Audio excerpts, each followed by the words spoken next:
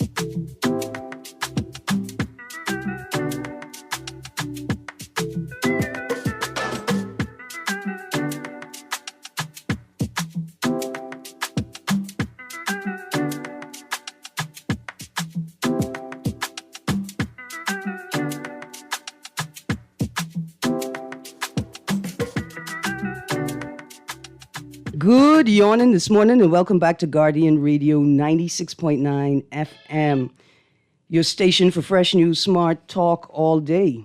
It's Wednesday, the 26th of June, and you're on the clock with Erin, Greene. If it's a Wednesday, that means it's a Man Down Mashup Wednesday, where we combine both On the Clock with Erin, Greene and Guardian Radio AM with C.A. Neary to discuss what's in the news. There's lots in the papers today, including this headline in today's Nassau Guardian, PLP ready for battle. I think we're going to talk about that this morning. Here are some other headlines. Under Act for Disabilities, no one ever prosecuted. And a related story, posthumous victory for ousted head of Disabilities Council. Couple more stories. Was CBS Bahamas raided? And we see in today's Guardian business section, VP, visit to CBS from Revenue Task Force excessive. We got some questions around that. I have this interesting story, 4th of June, government launches voluntary tax compliance initiative that speaks more about the Revenue Enhancement Task Force. Eleuthera plagued with poor water supply. Government warns Eleuthera firm after water woes on island. And a story in the Nassau Tribune that did not post the online version of the Tribune as of last night. Eleuthera's 10-day water crisis like stepping back 20 to 30 years. Lots of stories. Good morning, Mr. Neary. Good morning this morning. It's always great to be here. This is Wednesday, Man Down Mashup Wednesday. I'm excited about the topics that you've selected. I'm ready to delve go into it. Yeah. So the numbers to call to join the conversation, 323-6232, 325-4316, 325-4259, 242-300-5720 for Family Island residents. It seems as if the PLP is ready now. I mean, they are ready. It seems as if election. What are they ready for? Election, eh? Oh, I thought retirement. No. This is a young crew. Who's the young crew? I mean, I don't mean Brave. You don't Davis. mean the people who run in the party? I don't mean Brave Davis or Fred Mitchell. I mean the rest of them. Right, not the people who are actually running the party. The other people in the party is a young crew. Yes, a young crew. They have a lot. They have a big bench. A big bench. Well, I would like to investigate further and find out what the PLP is ready for, because I cannot imagine... An early general election. Again, they're ready for retirement then, is what you're saying. I don't know. Because what will an early general election bring the PLP? It would mean that my prime minister is going to have 2 terms. He does have 2 terms. In fact, he has 3. Prime Minister, Minister of Finance, and MP for Cat Island, where Bahamas Air don't go. Mm-hmm. You saw that? You heard that quote by the Prime Minister? I did. I was a little disappointed, but I smiled. Like, when you're trying to score a point, when you're trying to throw a blow, right? And then you don't realize that you've actually damned yourself even further. I'm referencing the Prime Minister's attempt to explain the rationale for the purchase of the plane. I wish you would pull up that little quote I did send you, Mr. Nuri. Like, I want to read it verbatim. I don't want anybody to think, particularly Mr. Nuri, that I lying on his Prime Minister. Don't lie on my Prime Minister, please. That would be a horrible thing. But when asked about the cost of charters compared to the cost of purchasing the plane, a follow-up question was, well, like, what about Bahamas Air? And the Prime Minister retorted, like, you don't know that Bahamas Air doesn't fly to our family islands? We don't just live there. No, we don't just fly here. We have to swim here. We have to swim here. Yeah. That's what it should say. And he made the point that it doesn't, Bahamas Air doesn't even go to Cat Island. And I just want to say to the Prime Minister that I'm aware that you were speaking, what they call that, Mr. Nuri, off the cuff? You were speaking off the cuff after walking out of a press conference, but surely you should not be reminding people of your failures when trying to explain away a problem. In fact, Mr. Nuri, how many different versions of the airplane story have we had so far? At least about 4 to 6 different versions of the airplane story. I just am not sure exactly what's happening. So here are the quotes. And I took these quotes from a soundbite captured by Eyewitness News. The headline is "On the Defense." Bahamas Air don't go to all of our islands. In fact, Bahamas Air don't even go to Cat Island. I just want to say, sir, don't say that next time.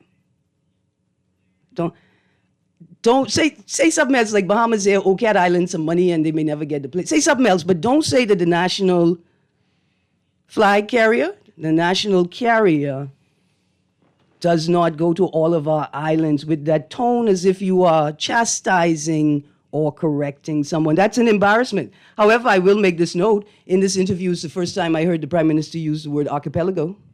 That's nice. It's very nice. You think the others will start using it? Did he stutter?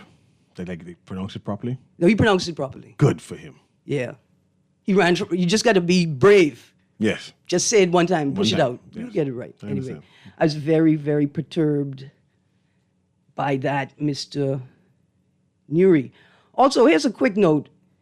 I see a story from the Honorable Leon Lundy, MP. When do you get to call yourself honorable? Is it after a second term? Second term? Has Lundy served 2 terms? No, Lundy hasn't served 2 terms, nor does it look like he might serve a second. Anyway, go ahead. The story, Central Andres, have you tested out your new ATM? Okay. That's all they posted. Has the gym and the community service open yet? I'm not sure. They touted that the gym was being built as a part of the Bahama Games. So the teams could train at home in Andres. Yeah. And the expectation was initially that some games would be played in Andres. Mm-hmm. That didn't happen. No, the whole narrative changed. Yeah. The whole narrative changed. I just would like the MP responsible for, I was at South and Central Andres, to know that one ATM is not worth celebrating. You are not going to cajole, force, encourage, even imply that you should be celebrated because there is one ATM in Central Andres. Trying to say they ain't getting no bank. They should be grateful. No, they already know that. No. They already know that they ain't getting no bank. I wonder if this airplane is going to be used to facilitate the movement of funds to be transferred to banks so that residents of Andres could stop paying pilots to do their banking for them. It's horrible. Here's another quick note. I saw a video from a gas station robbery last night on social media. Okay. And here's what I found odd, Mr. Nuri. The gentleman was inside the gas station for an unreasonable amount of time, considering there was no one actually being served at the time. And you saw him like reaching in his pocket, and I know that feeling, because you had another 75 cents, maybe even a whole $1.50 weight of change in your pocket, but you just can't find it. And you digging in your pocket. And then all of a sudden, this boy pulls out a gun. And he takes the gun to the window. And he obviously is demanding money. And he's given something. I don't actually see that part. And then he leaves through the unlocked door, right? And it made me ask the question, what's the gas station setup? Especially gas stations that have a convenience store element, right? Given the high number of incidents in the U.S. with convenience store and gas station robberies, I thought by this time that all gas stations in the Bahamas would have bulletproof cages for the cashiers, right? Where the glass is bulletproof, the window that's open for the exchange of money and small items, that there's a mechanism that drops to close that off. So the assailant can't push the gun through the hole and start shooting at people. Aren't our gas stations, shouldn't they be required to have a locked room, a safe room for cashiers and staff to retreat to if a robber, if someone comes to rob them? Shouldn't they be able to lock the doors automatically from the safety of the lock room so that the assailant is trapped in the establishment until the authorities arrive? These should be the easiest things to deal with.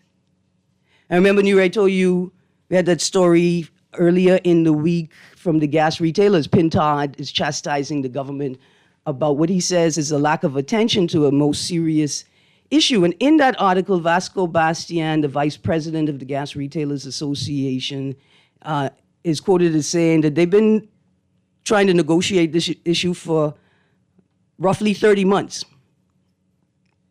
Right? So we know that the gas station owners, the retailers are in a tight spot in terms of revenue. Like these ideas I'm talking about are lofty and they cost money.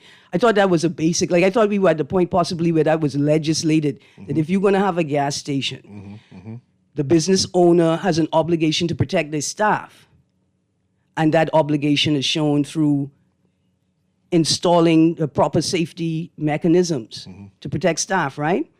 But to the gas station story now.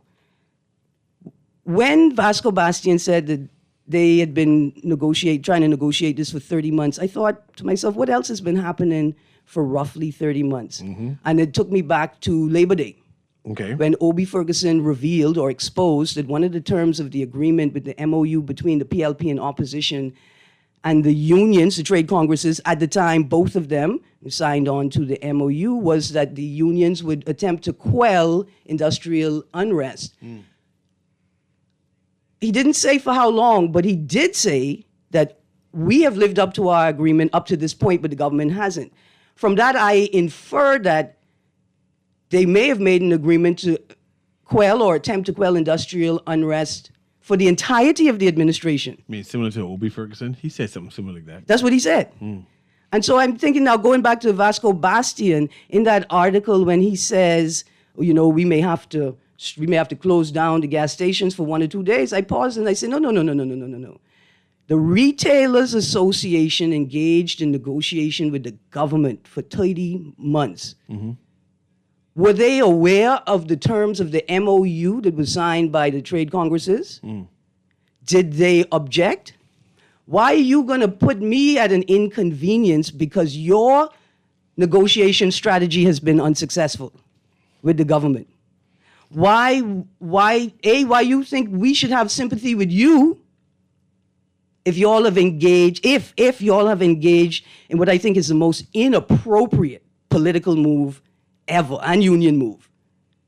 Imagine unions signing MOUs with government, and one of the terms is to quell industrial unrest, right? But Why inconvenience Bahamians? Because your negotiating strategy was unsuccessful. Why put that pressure on us? Especially when you could have exposed the terms of the agreement to the public, considering what I presume is a detrimental impact on your industry. Oh, another story here. Mr. Nuri, look at that text. The text says, Erin, why is Guardian Radio calling the missing tourist a woman when that person was born a man? What's up with that? You can see that's a man. Dear texter. I am surprised. They paid you, Erin. It's okay. Don't go down that road. I am surprised Oh, that you. God. No, I'm surprised that you're focused on the person's gender versus the fact that the person is missing.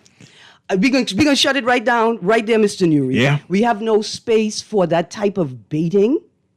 We have no space for that type of bigotry. A whole human being is missing, texter.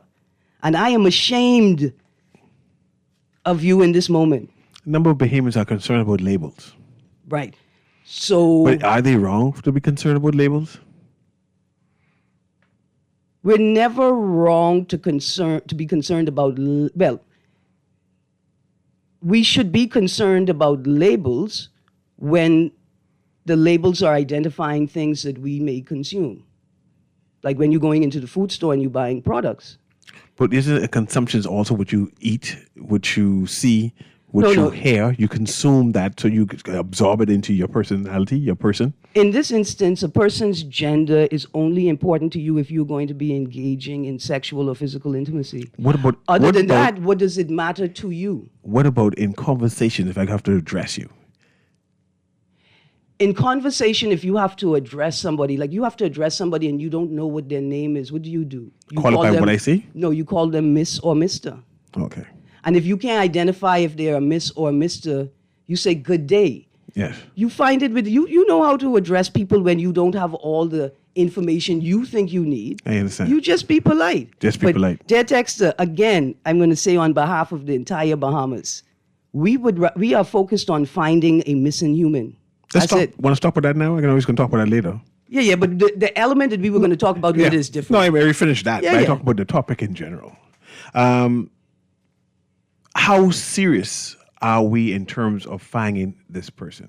Is it urgent? That's my theme I want you to discuss. What indication has there been to show that the Bahamas, when I say the Bahamas, I'm talking about the powers that be, the police, the elements that would the relevant authorities. That's what I'm trying to say. Have they shown that they are sincerely interested in finding this person thus far? Okay. And what indications they've done so far? All right, so when I saw the missing, I heard the news and I saw the missing person flyer from the Royal Bahamas Police Force. So I say, okay, they're taking it seriously, right? They're circulating the missing person's flyer. But when I read this article in today's Guardian on the bottom of on the bottom fold of the front page, tourism official expresses concern following report of missing U.S. woman. As authorities continued their investigations into the disappearance of a Chicago, Illinois woman who traveled to the Bahamas to attend the Sivananda Ashram Yoga Retreat Center on Paradise Island, Ministry of Tourism officials flew into high gear yesterday, trying to prevent significant fallout from the growing U.S. media attention on the Taylor Casey matter. Stick a pin. Yes, please stick a pin. I'm perturbed by that. That is suggestive language. Yeah, if you are actually in high gear trying to prevent significant fallout from the growing U.S. media attention, then this story would not have focused on you, but it would on bad press. It would have focused on the search effort being led by the Ministry of Tourism that has the resources. See, this is the issue. The Ministry of Tourism has the resources to mobilize people to conduct a search. The Ministry of Tourism has the capacity to engage the ashram and demand access for search teams on the property.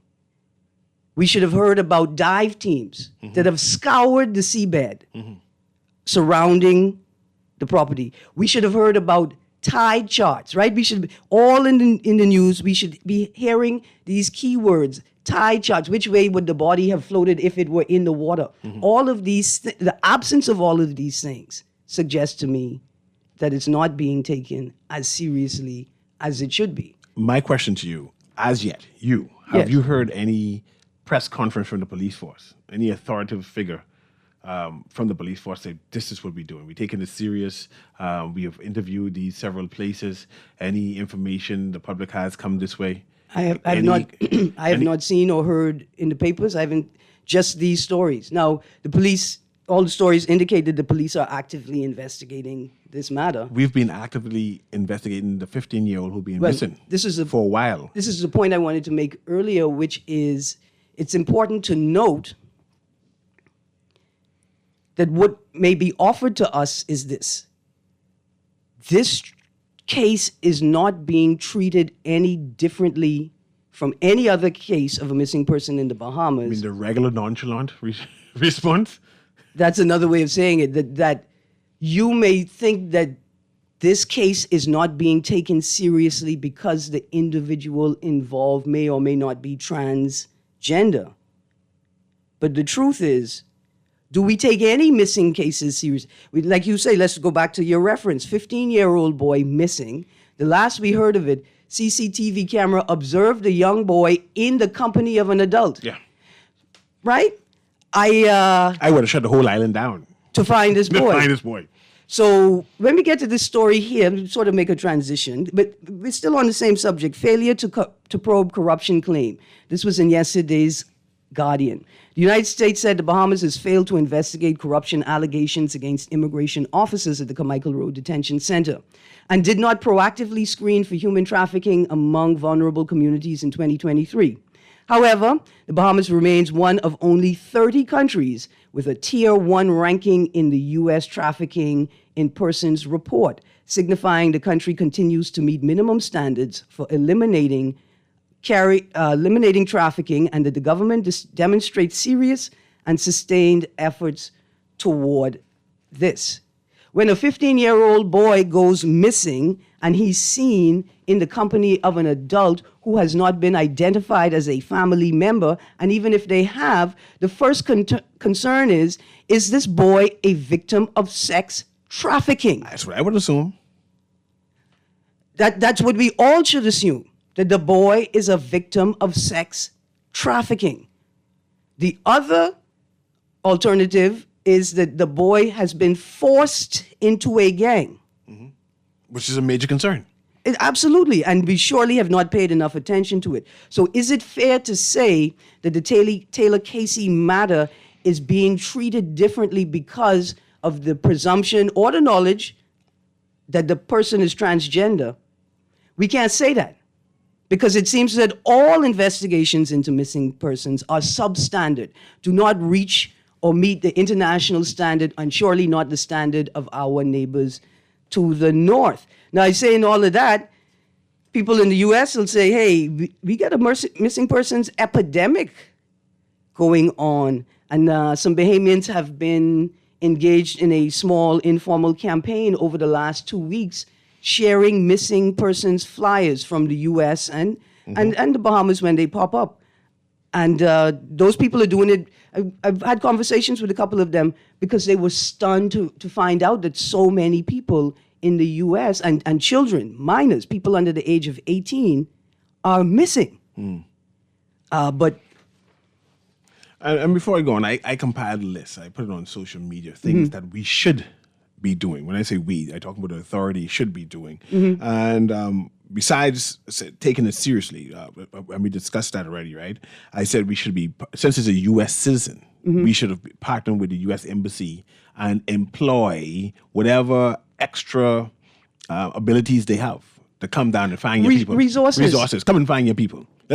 We're a tourist country. We want to make sure your citizens are safe. And feel safe. And understand that we are open and willing to working with the U.S. whenever necessary, in particular to find U.S. citizens, right? In particular, in the service of U.S. citizens, but also because the U.S. has always stepped up in the service of Bahamians as well. Yes. I was also going to say, work with the family. We should have the family on TV right now. The Royal Bahamas Police Force, politicians, Ministry of Tourism, meet with them and say, hey, we are behind you. We're here to support you. Because the whole world is watching, right? And humanize the story, right? Let the people know this is a person. And I think this is a person. It requires organization, right? It's not sufficient, because I'm sure I could hear people say, now, well, Erin, you're a gay rights advocate. Why aren't you leading a search? Why aren't you leading an effort? Well, one of the issues is the cost of mobilizing people and search efforts. I'm not even an organization. I'm an individual advocate. I just don't have it. The organizations that exist, I'm certain that they don't, unlike the persons with Disabilities Commission, they don't have $25,000 just sitting around doing nothing, right? The second issue is that this is the area that we're concerned about in terms of searching is technically on private property and is inaccessible by foot from Paradise Island. Apparently, you have to go by boat to get to the ashram. And so authorities would need to be involved to ensure that permissions are given or that people are authorized to access that property to be able to conduct a search. I have that also as in terms of employing the lady social community, right? People are suggesting a lady might be a trans woman, right? There's a local community here who knows the landscape of where the community might hang out. In general, they can employ their expertise and say, okay, let me go to beat the bush in this certain area, see if anyone has interacted with her or heard anyone in the community talking about interacting with them. And there should be a narrative by now. A narrative. The lady came to the Bahamas on Monday. Customs, see a picture of her. She coming through customs at 9:45. We have another picture on Bay Street where she's waiting on the boat, right? Right. That's at 9:50. We show her she left on the boat, and after she left on the boat, we have no clue what happened, but we know that she was here. I'm not even sure if she was in the Bahamas yet. Well, I think it's important for the Royal Bahamas Police Force to lead the dissemination of information. It's important for them to present the public every day with an update coming from them. There's just too much information floating around on social media that is completely and utterly unverified. And that's where the Ministry of Tourism should focus on assisting the Royal Bahamas Police Force, right? To ensure that they can get the messaging out, they have the proper language, they can spread the message as wide as possible, and that those messages are also reassuring, right? It's not the focus isn't on protecting the tourism industry. I'm getting there. I'm going to ask you this question now. Yeah. Right? So far, we heard the Ministry of Tourism coming out with a press statement. And the press statement saying they're worried about the fallout. That's their main theme. That's their only theme. Now, what other theme they have so far? Let's be fair. No, but let's go by the article. That is the first thing posted in the article, but that doesn't mean that that's their main What is theme. the main theme then? Well, let's go by the article. What the main theme is? Just with the article. And then I'll assume, I'll bait you. Just what the article say is their main theme. Go ahead. See what I mean? The article's main theme seems to be the effort to protect the tourism industry. The article's main theme. But that doesn't mean that that's the Ministry of Tourism's focus or their priority. What is their focus or priority then? You tell me. Well, I'm going through page 5. You talk while I scour this. See, my concern is the narrative. The narrative seems to lack empathy in regards to the missing person. One, you're supposed to show, again, when I say you humanize the information, we have invited the family down to the Bahamas. We are hosting the family while they're here because their loved one is missing. Yeah. Right? Whilst they're here, we're trying to get detail about their loved one in terms of what their social intercourse is in general, right? We are now pinpointing where all have the person gone to while they're inside the Bahamas. We're working with the police force. We are working with the police force in terms of interviewing the last places she was said to have been, and the police will give further detail regarding that. That's what I should have heard. That I didn't hear that, by the way, but that's what I should have heard by now. Absolutely. I will read an excerpt from the article. Yeah, go ahead. Speaking yesterday, Director General of Tourism Latia Duncombe told local reporters, quote, "From a PR perspective, it's all systems go. We have meetings even today because we do need to get ahead of it and try and map it out. Tourism is our number one business. It is an ongoing police investigation. Our hearts are with the family of the person who is missing, and I'm sure the authorities are doing everything within their power to bring some resolve." Officials took similar measures to reassure visitors and potential visitors that the Bahamas is a safe place to visit following a U.S. crime alert on the country issued earlier in the year amid a spate of murders. None of the incidents involved any visitors to the Bahamas. Duncombe said yesterday, quote, "The destination is safe, and we have to make sure visitors do feel safe when they visit the Bahamas. Whenever there is an odd occurrence, it does increase concern, and we want to make sure we address it in a very measured way." Meanwhile, police officials and Casey's relatives are urging anyone with information about her whereabouts to come forward. Police recovered Casey's phone on the beach on Paradise Island. Casey's loved ones have created accounts on Facebook and Instagram.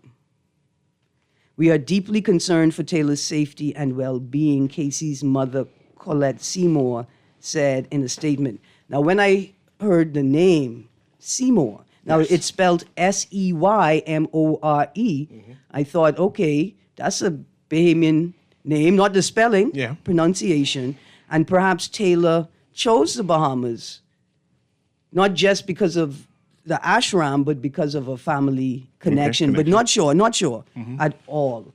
But yes, like you said, what I would expect to see is not just the Ministry of Tourism saying, "I'm sure the authorities are doing everything within their power to bring some resolve." You should tell us what the police are doing to bring some resolve. What have the police told you they are doing to bring some resolve? Are you asking for daily updates in the same way you're telling us that you're having daily meetings in aim of protecting the tourism product? All right, let's get to the text line quickly before we transition. Good morning. I just came from road traffic to see if my license plate was ready. I was told not until the end of August. This is from the beginning of May now. Erin, it is very sad that someone went missing again, but respectfully, it should be stated that the person is transgender so the people would know exactly who they are looking for. I don't know what happened, but hopefully that person will be found safe and sound. Just know that men over here don't seem to love and respect women and most definitely have no tolerance or respect at all for trans women. Dear text, I'm glad I read the second half of your text before I responded to the first half because it appears as if you are trying to be empathetic. It appears as if you're trying to be empathetic, but let me just say this. I guess I was fortunate to look like my daddy because he's handsome. Many of us look like our daddies. Many women look like our daddies. Many men look like their mummies. I don't understand why you all think that this is polite. Forget polite conversation. It's a human being that is missing. That's all. It's a human being that is missing, and there is a profound lack of humanity being displayed by some of these comments.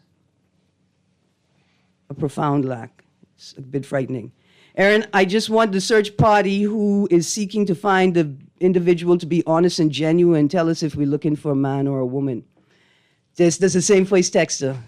You know what? When I saw the missing flyer, because I am a member of the LGBT community. What? Yeah, you didn't know because I don't really talk about it, do I? When did you join? I mean, it was 1995. Okay. That's when there were no dues. No dues. Now the dues is harder to join. Yeah, go ahead. I thought this could be a trans person, but the police continually referred to Taylor as a woman. It turns out that Taylor's passport says that she's a woman. A passport says she's a woman? Taylor's a woman. But that ain't said. Thank you. That's all. So what if she looked like a daddy? It looked like my daddy too. Thank God he's handsome. Strong features. Tex here, great show as usual. How come no one talking about this bad flu going around? This flu have to be COVID. Great show as usual. I saw a female. She looked like her daddy. She looked so much like her daddy, I did not get her number. That's because you used to wake with her daddy, and it would be odd. It would be odd. As I texted earlier on Dwight's show, I'm not sold on this idea of the police leading information release, and this is an active police investigation. Nonsense. The individual was walking through hotel lobbies. We don't know that. Walking out the hotel door, we don't know that. They had an itinerary. They ordered food. All of this would be known to This person those sound like a police officer. Then. We don't know any of that, Texter, and that's not in the media.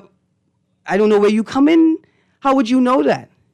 The hotel comes under tourism. Further, the hotel should have released a statement. They don't. How do you know that the person was booked into a hotel? I don't know that either.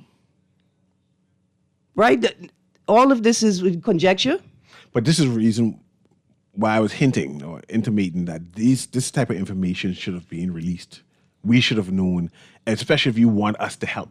We have the public has nothing to go by. We don't even know. Suppose she was in an Airbnb on Nassau Street. If I knew she was in an Airbnb, I will go. And if I see anything, I say, yeah, ma'am, I did pass that lady on Nassau Street. Now that I think of it, but we don't know which area she was in. So watch this. We're not denigrating, dissing, or chastising the police at all. No, I'm just saying I want more information.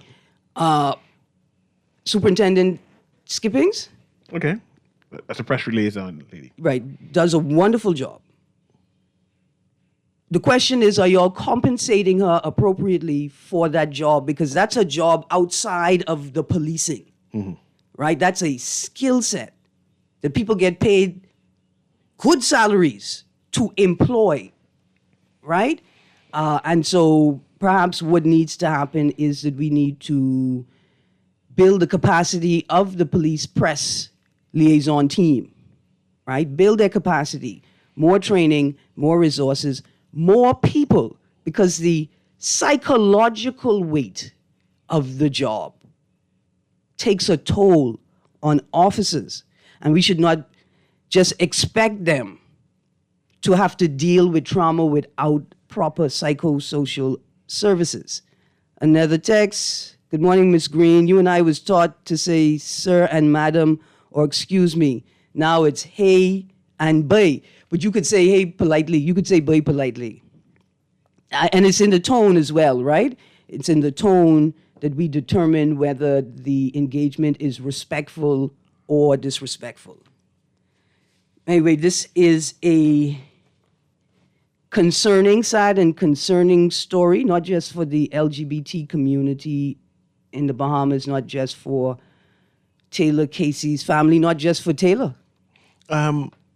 And I mind you, I know you're not, as a human rights advocate, you have not been actively involved in This issue. in a formal on a formal organizations, right? Yeah. Do you know? Are you aware of any of the community members meeting to discuss? Say, well, we need the help, because I know the community tends to be close knit, right? So I want to know, say, hey, it's one of our members, in quotes, we need to assist, and made overtures to the police force to say, hey, we here. So when I first saw the information, I started communicating with the president of the Bahamas Intersex and Trans United Organization. Not because I knew the person was trans, but I thought perhaps we could find out if the person is trans. And if the person is trans, then the community should have an eye on it, should pay attention to it, and should offer support if volunteers are needed for a search effort. I'm not sure if those organizations are meeting formally or if they're constructing a formal strategy to engage or to assist the police in that research. The text here says, okay, suppose they weren't in a hotel, where was she? That's public information that could lead to, we agreeing with you, Texter. Yeah. We agreeing with you, right? That these These are methods available to us to gather information. Are we using the surveillance that's set up in tourist areas on PI, right? Where the ferry leaves from New Providence to go to the ashram? Has the CCTV in that area been scoured by multiple people to determine if that individual was found? And then there's another element that intersects with this, right? Just earlier this week, Pumpkin either referenced CCTV and facial recognition technology, right? This would maybe an instance where facial recognition technology, if employed properly, could assist in determining where the person has been, if they've been there at all. And text, I agree with you. We accept too much mediocre information management. The text also says, though, that tourism should be involved because they have an entry survey that lists an address, right? When you, the pink and white cards. See, this text is thinking. Yeah, right? absolutely. And the information that he's requesting, this should have been in the initial disclosure of information. We knew that she is in the Bahamas. We see by the tourist card that she came in on this particular day at this particular time. Her ticket says that she's going to be at this particular hostel or Airbnb or whatever it is. The yoga place said yes, she registered. She came in that particular day. We checked that she's not there on the property. We have found her phone. I didn't even know they found the phone. Well, That's news to me. I had heard that, but I had not heard it from a verifiable source like the Royal Bahamas Police Force or the Guardian or the Tribune, right? That it was reported that they found it. And there's just too much information floating around in the informal media space. And we ask people to moderate themselves and don't share information if you cannot verify it. And if you cannot verify it, make it known initially. This is unverified information. And then say what you were going to say. People can't stop you from talking. I just want to say text. I ain't reading that text. And also, I don't do it often, but I ain't reading that one. Before we transition to the next topic, right? Bahamian must be mindful of our commentary.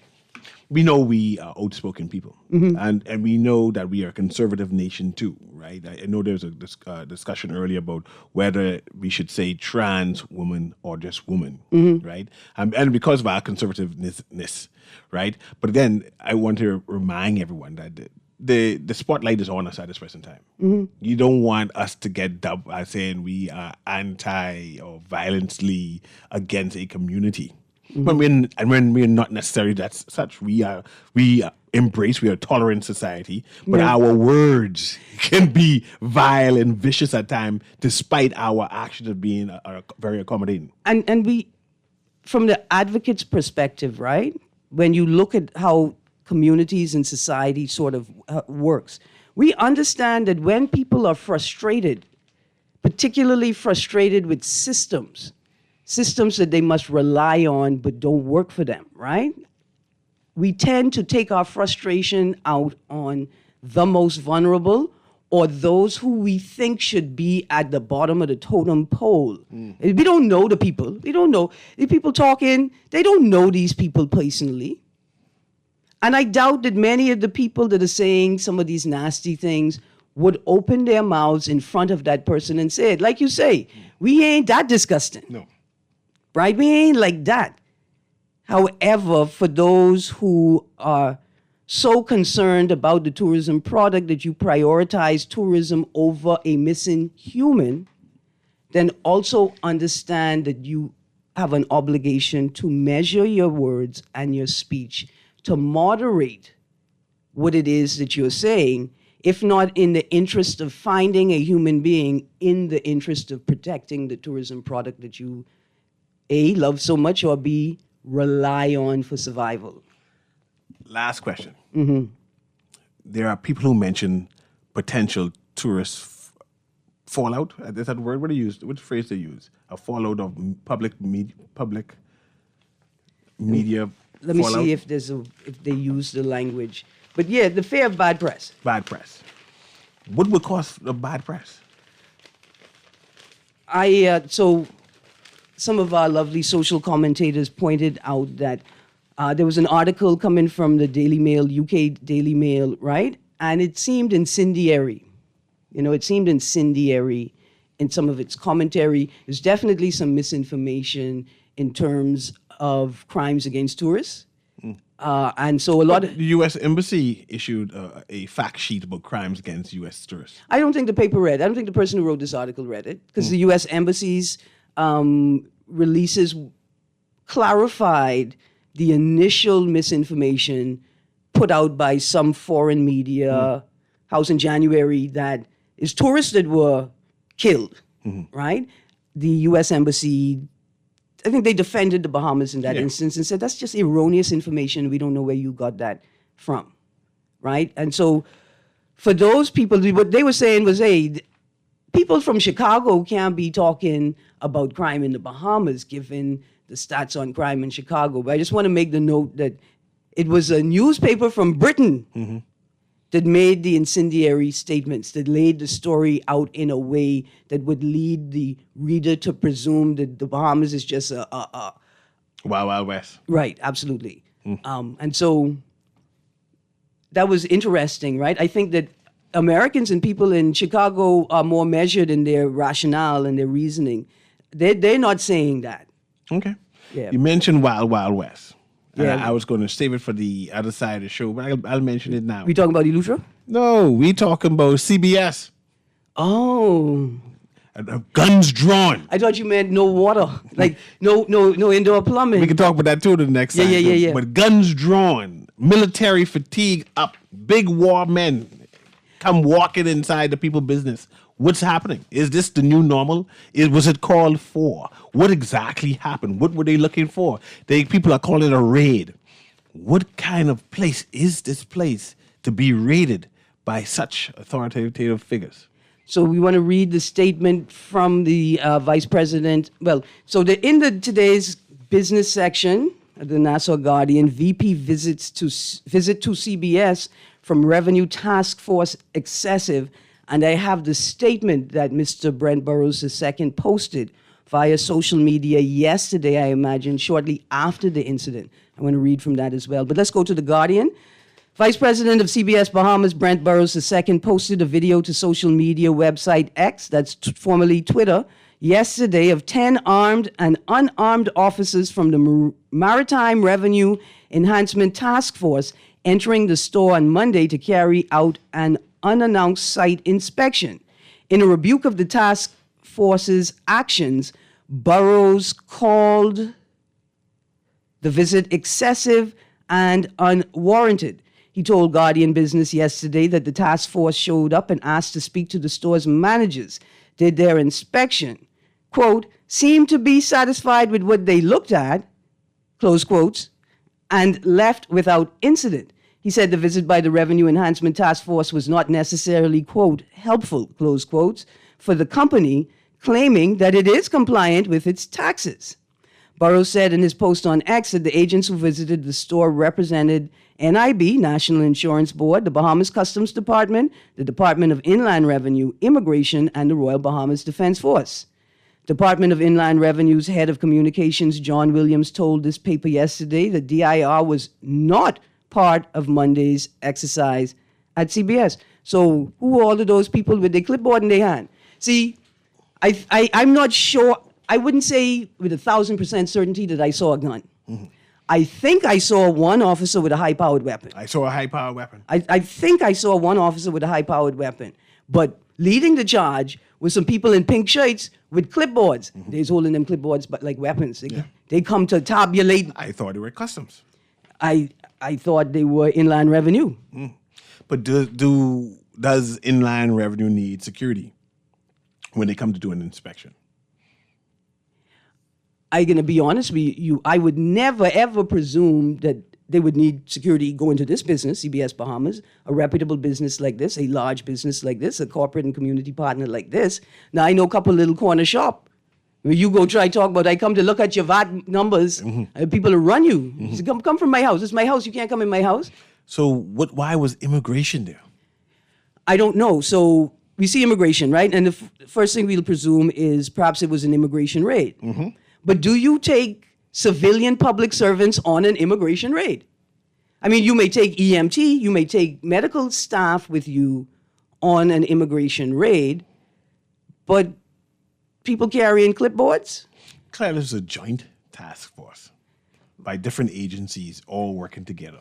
So that means it had to come from the Department of National Security. So pause. National Security. I know what you're saying there. I found this article, Government Launches Voluntary Tax Compliance Initiative, 4th of June, 2024, in the Nassau Tribune. The Ministry of Finance yesterday launched a week-long exercise to assist companies in becoming voluntarily compliant with the taxes and fees owed to various government agencies. Commander Bertram Boleg, chairman of the government's Maritime Revenue Enhancement Task Force, said the move will serve as an educational exercise and offer assistance to business owners who are not compliant with agencies such as the Department of Inland Revenue, Bahamas Customs, the National Insurance Board, and Port Department. I don't see anything about immigration there. No. He explained, quote, the exercise is geared towards educating business operators in regards to operating a legitimate business. We have business operators who are operating. However, some of them have a step that is missing. Either they are not paying NIB for themselves or not paying NIB for their clients. Their business license expired for a couple of years and they can't get it because they're not paying customs duties or not paying NIB. So we are bringing all the agencies together to ensure if you have a problem with NIB, Inland Revenue, Customs, or Immigration, you can see them, and before you leave the exercise, we can get your problem solved 80 to 90%, close quotes. Now, he references immigration, but why would immigration be involved in a Maritime Revenue Enhancement Task Force if you're not targeting boats in the harbor? All of that is peculiar to me. I got some. You think it's peculiar? I got some questions, right? So after reading briefly from the VP visit to CBS Bahamas and the government launches voluntary tax compliance initiative, here's some of the questions I put. I just want to read them off. Yeah, read the questions. Why are RBDF and immigration officers involved in a revenue enhancement task force exercise? Why would civilian public servants join an immigration raid? Does including immigration officers, quote unquote, allow the state to avoid the need to get permission from the courts to access financial documents? 2, was this a show of force? Did RBDF officers have weapons, and were any of them high-powered weapons? Were any of the uniformed officers carrying weapons, not just RBDF? Was it, quote, excessive, close quote, force? How long has the task force been in operation? Is the Revenue Enhancement Task Force referenced by the CBS staff the same as the Maritime Revenue Enhancement Task Force? Referenced in the article. Where would we find more information about the task force? And is the Revenue Enhancement Task Force the same as the Revenue Enhancement Unit? So when I searched the term Revenue Enhancement Task Force, which I first found in the statement by the Vice President of CBS Bahamas, I couldn't find any specific definition or explanation or description of the task force.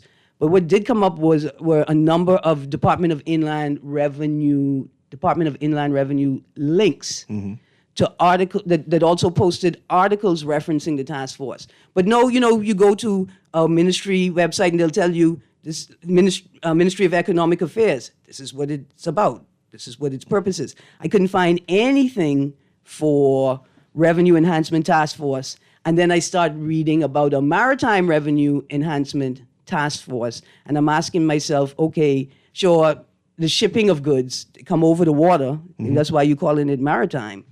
But why are immigration officers and RBDF officers there? If it's not a raid, an immigration raid, and if it is an immigration raid, why are civilian public servants joining that task force for that activity. Do you believe there's going to be a press conference or press release from such authority figures again? If the press release is coming from Ministry of National Security and... Oh, you hear that music? Yeah. It's time to go to the break. Is it? No, it's 11 o'clock. At the other side of the break, maybe I'll remember what I was trying not to say. Yes. You're on the clock with Erin Greene on this Wednesday Man Down mashup session where we combine the two shows. On the clock with Erin Greene. Guardian Radio AM is next. See you on the other side of the hour.